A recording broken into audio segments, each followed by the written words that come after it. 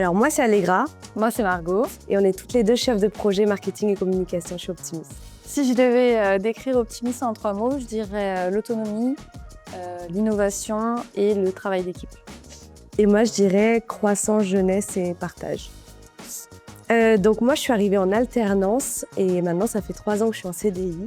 Et ce qui m'a donné envie de rejoindre Optimis et de rester, du coup, c'est le dynamisme qu'il y a entre toutes les équipes, que c'est une entreprise en pleine croissance et l'ambiance qu'il y a au quotidien.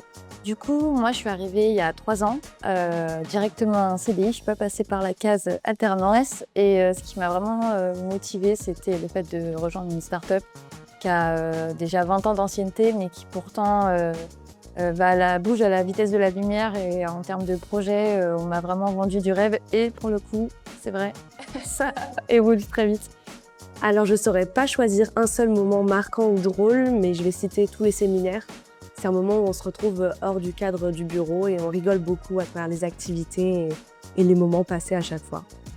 Ouais, et d'autant plus l'année dernière parce qu'on fêtait les 20 ans d'Optimis. Et c'était vraiment un beau moment à partager entre nous. C'était vraiment super chouette. Ce que je vais préférer dans mon rôle, ça va être le fait qu'on est ultra polyvalente et on touche à tout. On fait du market, de la communication, on gère l'image de la boîte, la notoriété, les aspects print, digitaux, événementiels et business maintenant qui est assez ancré dans le pôle.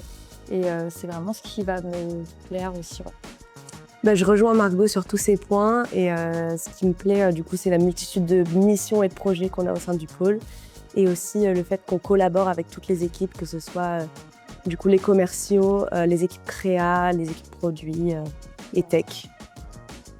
Le projet dont je suis plus fière, je vais dire que c'est le trophée des ESN. On part sur la 3e édition cette année et il y a 3 ans, pour la première édition, c'était la première fois qu'on partait sur un événement de cette ampleur-là, donc plus de 150 personnes, plus de 100 personnes acteurs du marché. Et donc c'est ça qui rendait le plus fier, c'est de réunir tout le monde avec un événement qui a marqué les esprits et c'était une vraie réussite. Donc on a hâte de cette 3e édition. On a lancé notre chaîne de podcast l'année dernière, OpTalk, sur l'achat des prestations intellectuelles. Et je pense que c'est une réussite de notre côté. C'est vraiment un beau projet qui a de l'avenir. Et voilà, je pense que c'est un des projets dont je suis le plus fière. C'est vrai que dans notre pôle marketing et communication, donc un de nos objectifs, ça va être d'augmenter la notoriété d'Optimis et de ses filiales, de ses marques. Et donc, on va utiliser un tas de canaux différents pour augmenter cette visibilité, notamment les médias avec BFM Business tous les 2 mois, la presse print avec Décision Achat.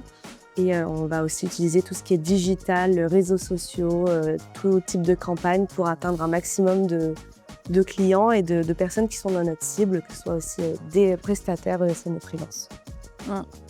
Et ce qui va nous aider grandement aussi à faire tout ce contenu-là, ça va être notre pôle créa. On en a déjà parlé, mais encore une fois, c'est vraiment important pour nous de les avoir en interne. On a trois très bons éléments avec qui on travaille tous les jours et qui nous font notre contenu. Et c'est vraiment un grand plus d'avoir ça.